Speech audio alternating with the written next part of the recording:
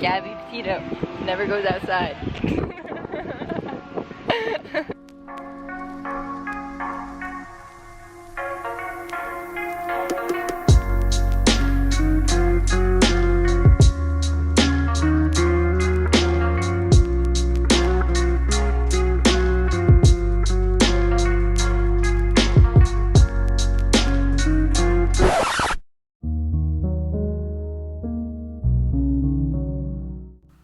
Today we're going to talk about the developing missing persons case of the social media influencer Gabby Petito.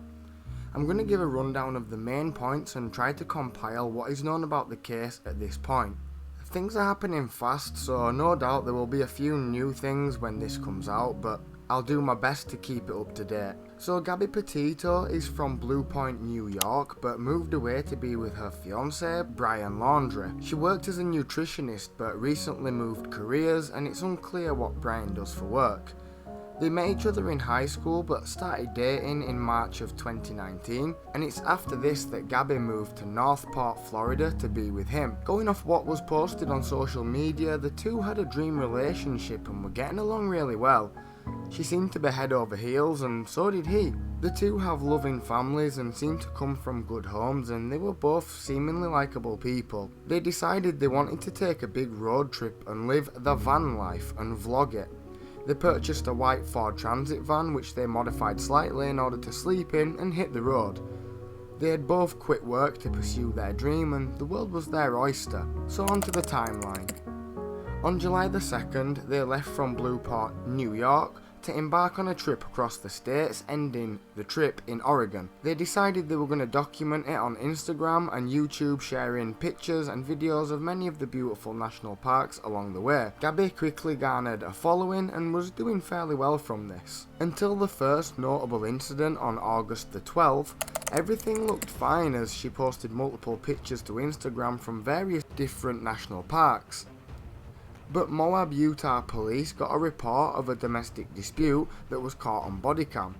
A witness named Christopher saw that there was a physical altercation between a male and a female, with both exchanging blows until the male, which would be Brian, tried to lock himself into the van, but the female, which would be Gabby, gained entry.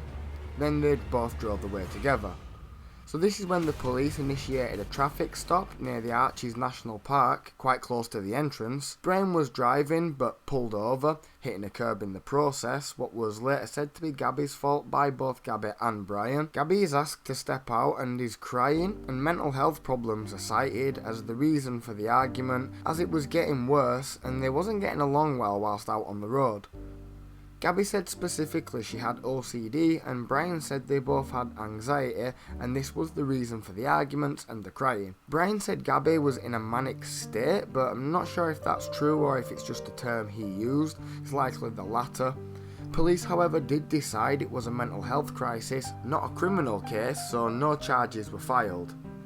Gabby stayed in the van and he went to a hotel, but they were back together again soon by all accounts. But only for a few days, as by August the 17th, Brian had gone back to Florida to move some of his and Gabby's stuff from a storage unit that belonged to his father.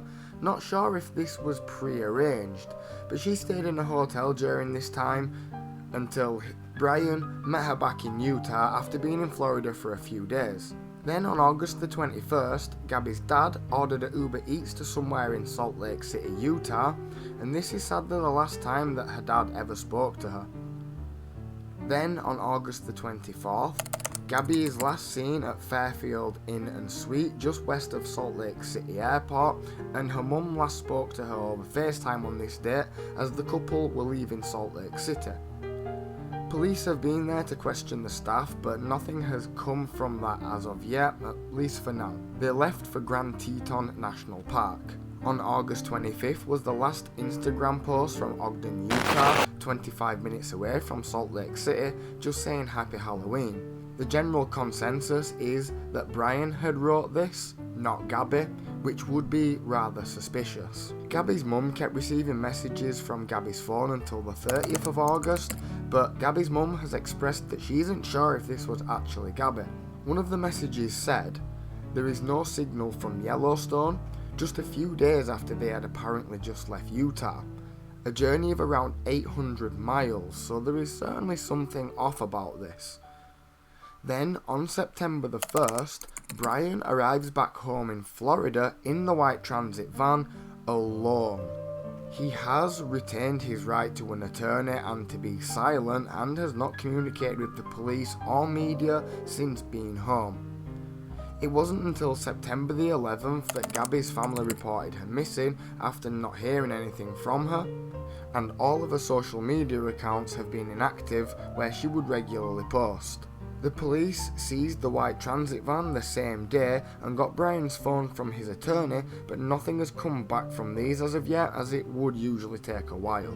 On September the 14th, Brian's attorney released a press statement, and police say Brian is a person of interest.